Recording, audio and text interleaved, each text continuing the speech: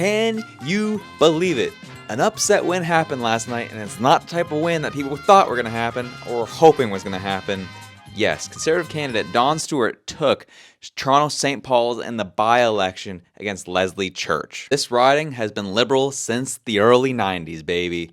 This was not expected to happen. Even with this government being so bad, we thought Leslie Church would hold on to her seat.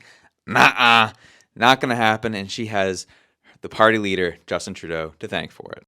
As many voters cited the issues of rising inflation, the housing crisis, as well as the dealing of the Israel-Hamas conflict as issues that were core to these voters' issues.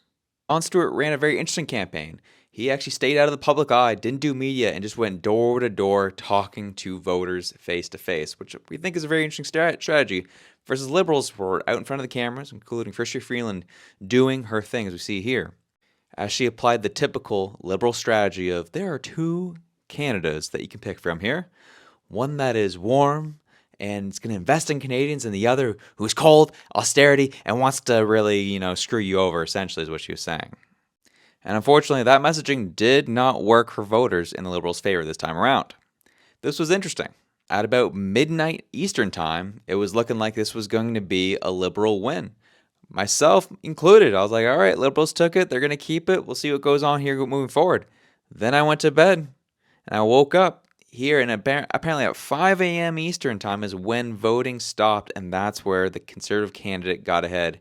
He pulled the old Joe Biden, decided not to talk to media, not talk to anybody, stay away from the media light, and as well got that Joe Biden bump in the middle of the night. I'm not saying anything, I'm not alluding to anything, I just thought it was funny. But we'll see what this result means for the general election moving forward, or different issues and what happens to the Liberal Party moving forward.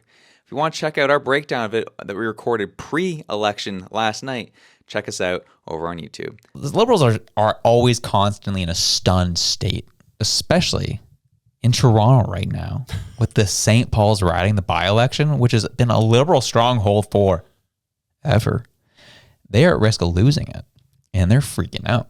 And we pulled up a tweet earlier this week that you really wanted to read out there, Reg. I love this one. So basically, this is coming from Scorpio Karen 18 on Twitter, and she says, "I have voted Liberal my entire adult life. This isn't the Liberal Party any of us voted for. I don't know what this is, but it's not the Liberal Party. The entire party is too tainted and corrupt. Even many longtime Liberal supporters see that. It wouldn't matter now who from the party stepped up, short of Jody Wilson-Raybould or Jane Philpott coming back, but they need to burn it to the ground and restart." Woo! And I was like, that's amazing. And that came out of the original tweet. And the original tweet was basically just talking about how they don't see the Liberals actually taking this at all. They're like, you know what? I don't see how they can win this. Mm-hmm. I still think that they have a chance of winning this because when you look at the polling numbers that came out, so it was like 39% Liberal, 35% Conservative. Mm-hmm. So it's a tight race. It really could be anybody's race.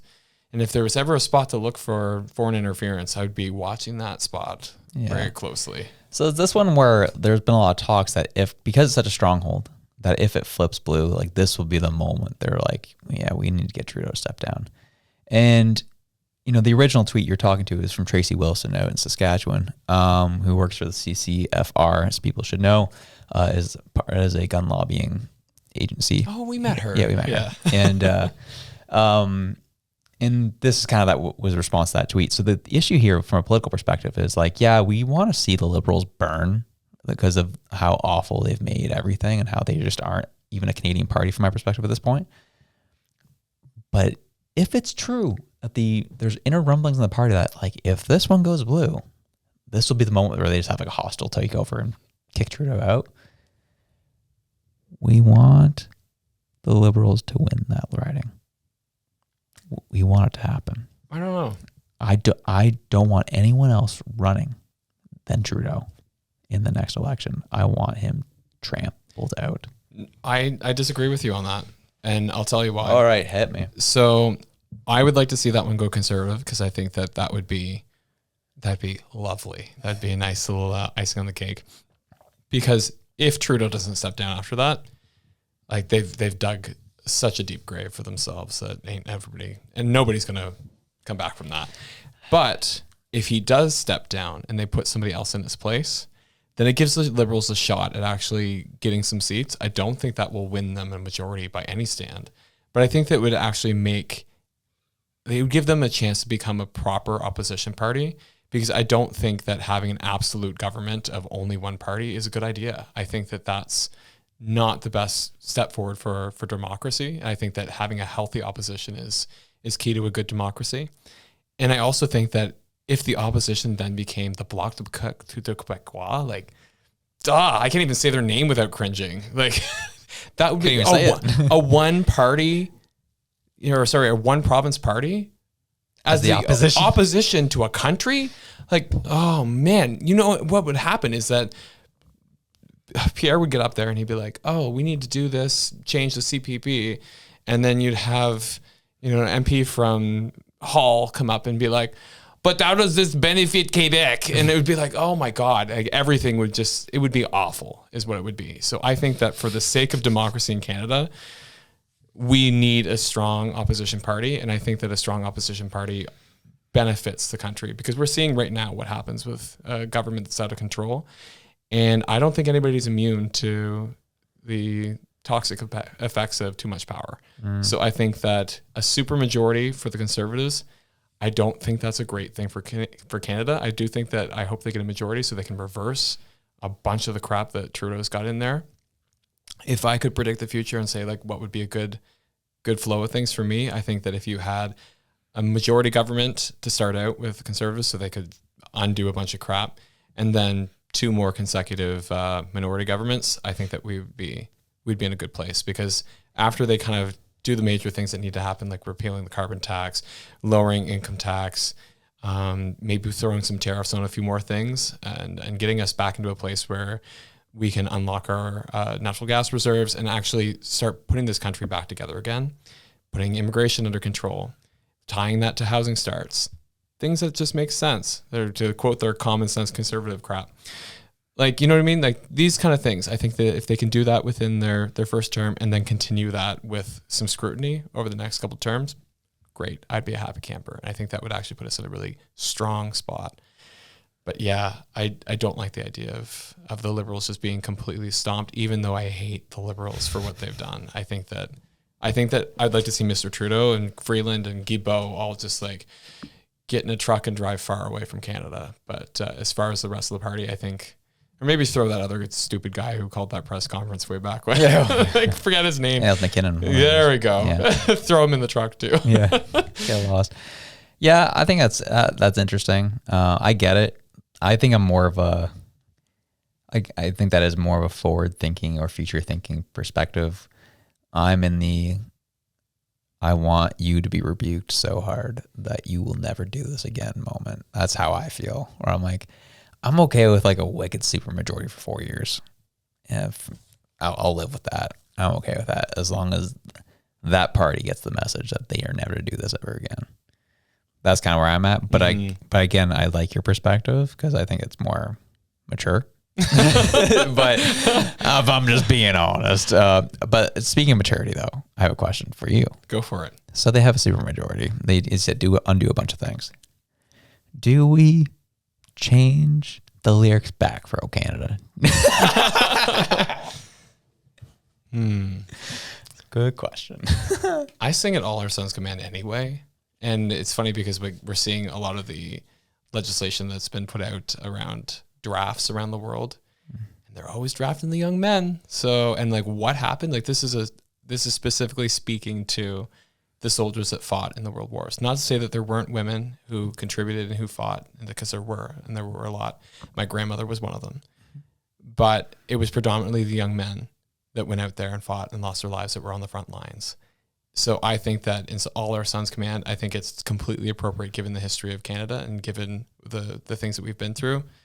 So I understand how they're like in All of Us Command is one thing, but I think it's a historical nod to the wars that we fought and been a part of. So I think that it's just again, on the basket of low-hanging fruit, like, sure, go nuts. Is that going to actually do anything meaningful for the country? In my opinion, no. Like, it's just gonna draw attention from the things that actually matter. Like, income tax is ridiculous right now. You should not be disincentivizing people from earning a living in this country. That's an issue that needs to be top of line, right up there next to carbon tax. Make it easier for people to survive in this country. All of our sons command, or all of us command. It's stupid, man. Like, when they made the change, I was like, why? I think that should have been signed to everybody of like the things that were important to the government at that time. I was like, yeah, we're going to change the lyrics to "Oh Canada." Like, wow, that's what we're worried about here. Okay, sounds good. Yeah, I mean, I agree. But there's something that kind of hit me was, like, Canada Proud did a whole thing, or like, at the Oilers game when everyone's saying, "And all our sons command, the true heart of Canada is still here." But like there's still a substantial amount of group that said all of us command, and that's what it hit me. I'm like, 9 years this government, like a full generation of kids have come up through this government knowing that's the version of "Oh Canada" now. Yeah, which I thought was really interesting. So I know people kind of feel a certain way about it. I don't even, if I'm being honest, I bring up the question because I don't even know how I feel about, like, because I'm kind of the same boat. I'm like, what are we wasting our time on? However, I want every little fingerprint of that man Trudeau wiped from our country at the same time as well. So that's how I feel. You're like, get the bleach and dude, burn straight it. up. Like, that's how I feel. I want bleach it, nuke it, get rid of it. Every inch of him has to be gone out of our legislation and everything. That's how I feel. I just want him gone. And this is going to be a bit of a little exaggeration to some, but how Germany felt about Hitler is how I feel about Justin Trudeau. Every little thing gone.